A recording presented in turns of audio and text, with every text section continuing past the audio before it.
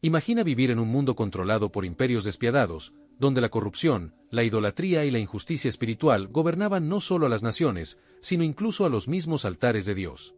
En medio de este panorama oscuro y decadente, hace aproximadamente 2700 años, se levanta una figura enigmática y profundamente polémica: Isaías, el profeta que se atrevió a enfrentar a reyes, imperios y hasta el propio pueblo de Dios, haciendo algo que aún hoy resulta perturbador: caminar desnudo y descalzo por 3 años como advertencia de un juicio inminente.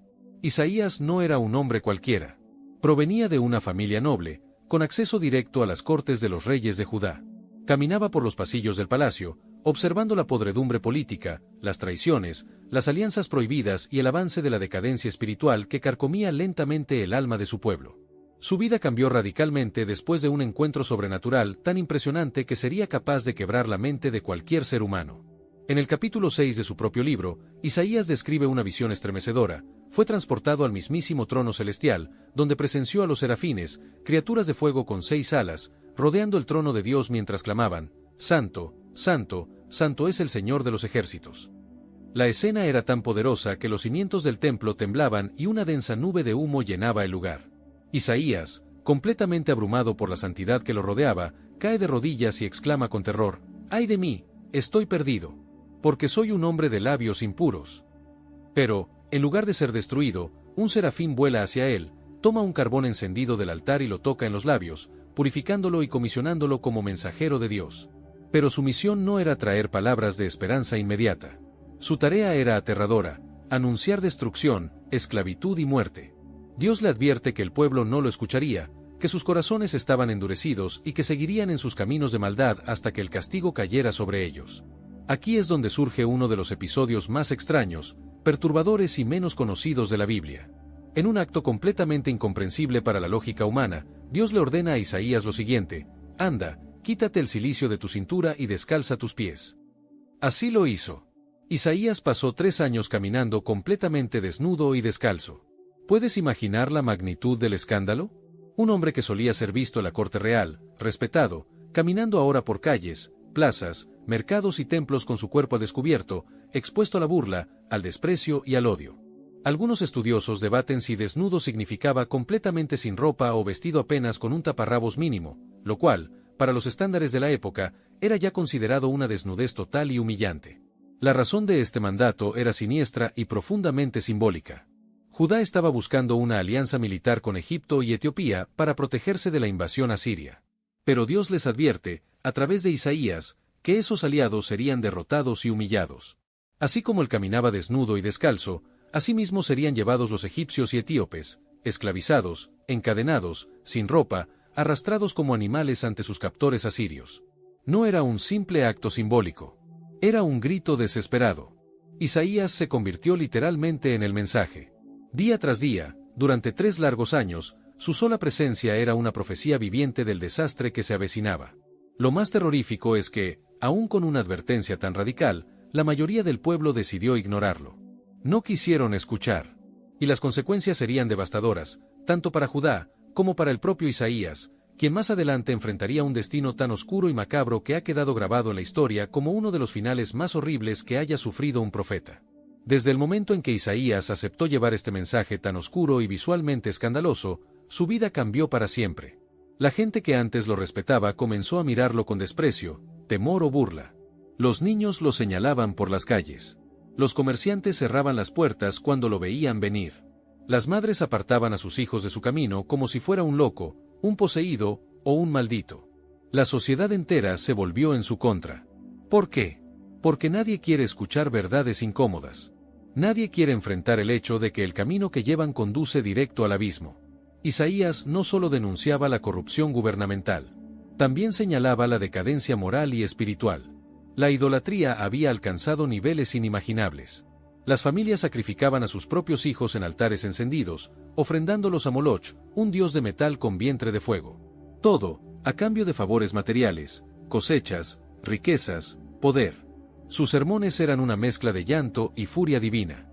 Advertía que la destrucción venía, que los enemigos no solo aplastarían a las naciones aliadas, sino que Jerusalén misma sería puesta de rodillas. Pero el pueblo se tapaba los oídos. Los falsos profetas les decían lo contrario: no pasará nada. Habrá paz. Todo está bien. A pesar de todo, Isaías no se callaba. Lo insultaban, lo golpeaban, lo escupían y, aún así, seguía profetizando. Cada palabra que salía de su boca era como un puñal clavado en la conciencia de una nación que prefería vivir en la mentira. Lo más perturbador es que los reyes mismos, hombres que conocían a Isaías desde joven, lo despreciaban. Preferían negociar con Egipto y Etiopía, preferían pagar tributo a los asirios, preferían buscar soluciones humanas en lugar de arrepentirse y volver a Dios. La historia, como siempre, terminó por cumplirse. Los asirios llegaron con una furia indescriptible. Aplastaron al reino del norte, Israel, masacraron ciudades, quemaron aldeas, destruyeron familias.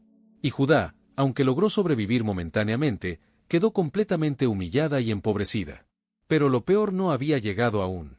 Porque mientras las guerras se desataban en los campos de batalla, algo mucho más oscuro comenzaba a gestarse en los palacios del poder.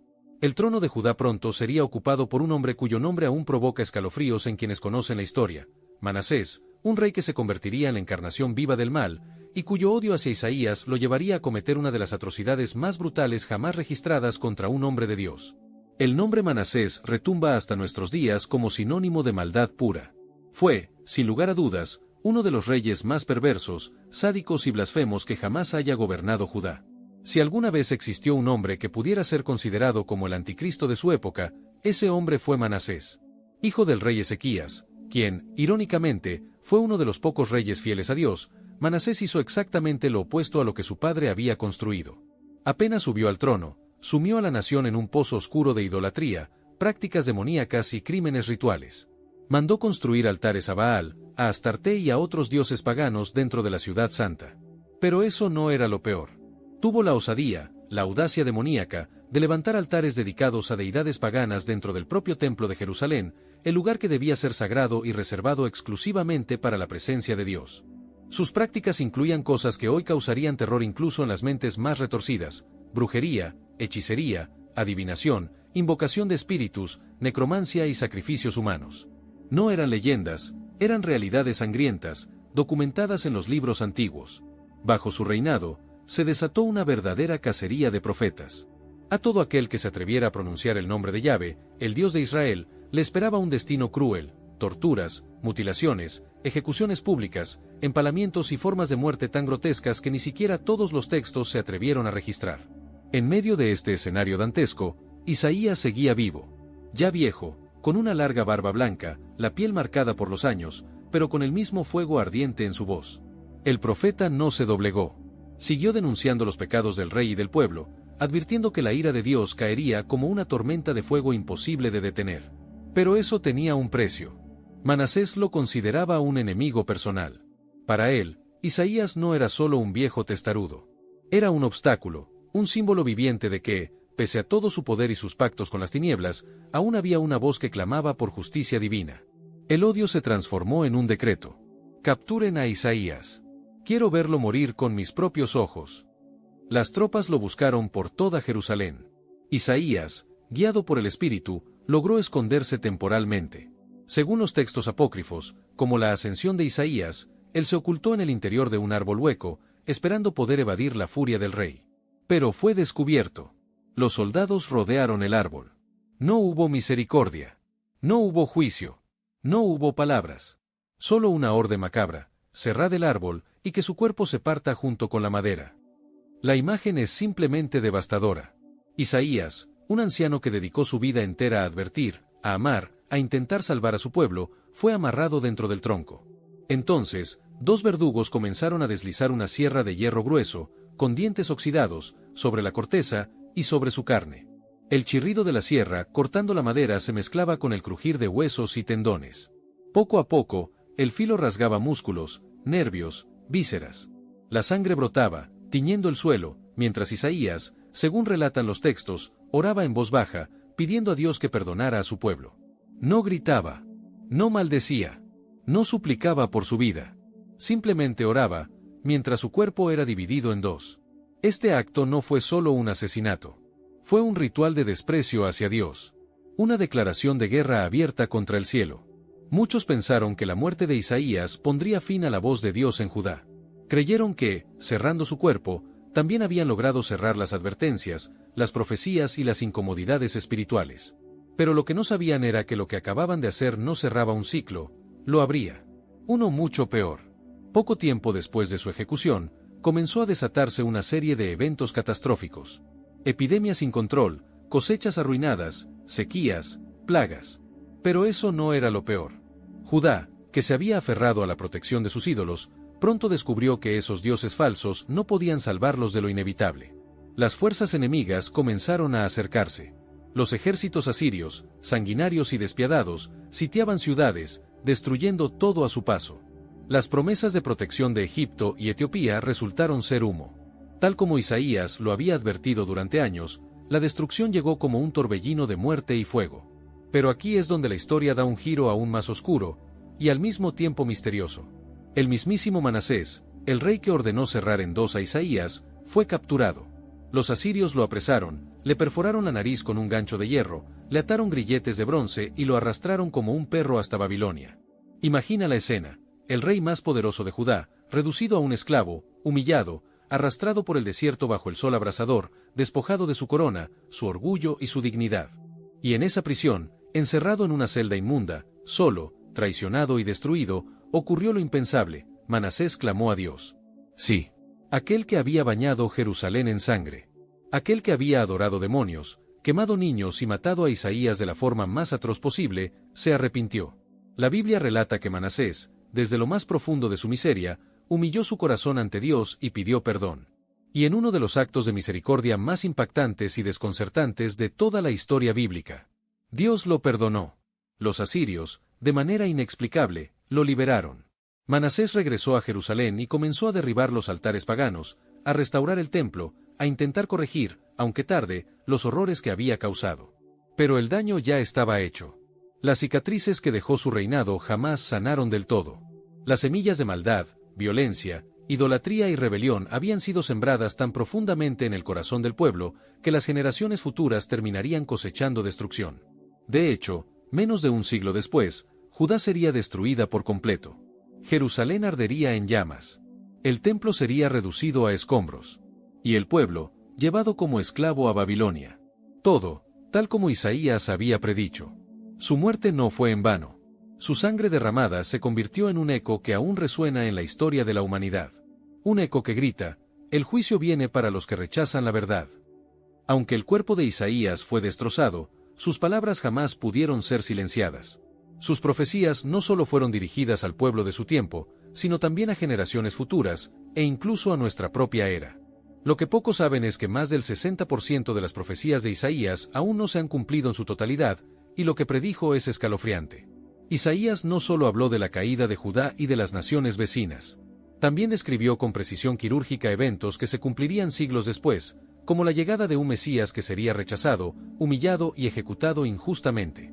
Textos como Isaías 53 describen la crucifixión de Jesucristo con un nivel de detalle que resulta perturbador, especialmente considerando que fue escrito más de 700 años antes de que ocurriera. Pero hay algo aún más inquietante. Isaías también profetizó sobre un juicio global, sobre un futuro en el que las naciones enteras serían sacudidas por guerras, pestes, terremotos y fenómenos cósmicos inexplicables. Habló de un día donde la luna se volvería como sangre y el sol se oscurecería. Un día de tinieblas, un día del fin. Las palabras del profeta resuenan como un eco aterrador para la humanidad moderna. Hay de los que llaman al mal bien y al bien mal. Hay de los que se sienten seguros en su riqueza, pero oprimen al débil y al pobre. El mundo será sacudido, la tierra temblará como un borracho. ¿Te suena familiar? Pandemias globales, crisis económicas, guerras, desastres naturales. ¿Acaso estamos viviendo el preludio de las cosas que Isaías advirtió? Y lo más macabro, él sabía que nadie escucharía. Sabía que sus palabras serían ignoradas, despreciadas, burladas, hasta que fuera demasiado tarde. La pregunta es: ¿estamos repitiendo exactamente los mismos errores que cometió Judá? Su legado es una advertencia. Un espejo oscuro donde la humanidad puede ver reflejada su propia decadencia. Donde la soberbia, la avaricia, la corrupción y la maldad son las cadenas invisibles que nos arrastran hacia el abismo. La muerte de Isaías no fue solo un evento histórico.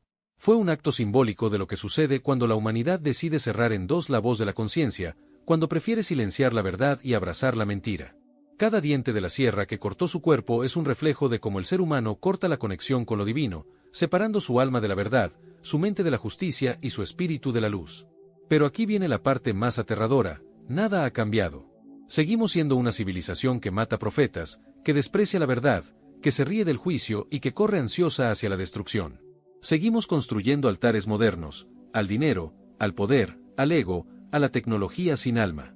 Y mientras tanto, la voz de Isaías aún resuena, tal vez más fuerte que nunca. Arrepiéntanse, vuelvan sus ojos a la justicia, antes de que el día oscuro caiga sobre ustedes. Su vida nos deja una enseñanza macabra pero necesaria: ignorar la verdad no la hace desaparecer. Solo acelera el desastre. La humanidad sigue caminando desnuda y descalza, como Isaías, pero no en señal de arrepentimiento, sino como prisionera, encadenada por sus propios pecados, arrastrada hacia el juicio que se avecina. La reflexión que debemos hacernos es profunda y estremecedora. ¿Cuántas veces has preferido ignorar la verdad, aunque te haya sido mostrada claramente? ¿Cuántas veces has cerrado, simbólicamente, la voz de tu propia conciencia? ¿Qué destino te espera si continúas caminando por el mismo sendero que destruyó a Judá? Y mientras el mundo sigue su marcha frenética hacia el abismo, la voz del profeta, partida en dos pero eternamente viva, sigue gritando desde las páginas de la historia. El fin se acerca, pero aún hay tiempo para volver. Isaías fue el hombre que caminó desnudo y descalzo, no porque estuviera loco, sino porque entendió algo que la humanidad aún se niega a aceptar: la humillación es preferible al orgullo que lleva a la destrucción. Su muerte nos enseña que intentar silenciar la verdad no la mata, solo hace que el eco sea más fuerte y más doloroso. Recuerda, las civilizaciones que ignoran a sus profetas están condenadas a repetir su destino. La historia no se equivoca. Solo cambia de escenario, de personajes, pero el guión siempre es el mismo. ¿Y tú? ¿Vas a ignorar esta advertencia, o despertarás antes de que sea demasiado tarde? Gracias por ver este video. Te pedimos que te suscribas a nuestro canal y le des like a este video. Activa también la campanita de notificaciones para que YouTube te avise cada vez que subamos un nuevo contenido. Nos vemos en el próximo video.